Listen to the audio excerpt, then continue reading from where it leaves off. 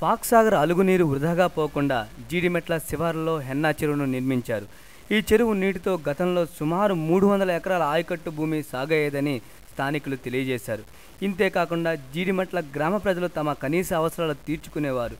కాలక్రమేణా ఈ ప్రాంతం గ్రేటర్ హైదరాబాద్లో విలీనమైంది. విస్తరించిన కాలనీలు, జనాభా పెరుగుదలతో చెరువులోని నీరు కలుషితమవుతుంది. కాగా కబ్జాకోరలో చిక్కుకొని చెరువు శిఖరం, భూమి సైతం కుదించుకుపోయింది.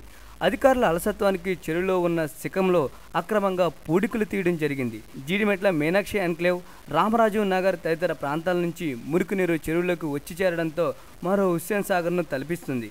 గుర్రపు డెక్క, ఇతరత్ర నీచు మొక్కలు పెరిగిపోయినా వీటిని పట్టించుకునే దిక్కే లేదు. హెన్నా చెరువులోనే స్థానిక గణపతులను నిమజ్జనం చేస్తారు. ఈ సందర్భంగా అధికారులు చెరువు ప్రాంతంలో రక్షణ చర్యలు తీసుకోకుండా నిర్లక్ష్యం చేయడం సరికాదని స్థానికులు వాదిస్తున్నారు.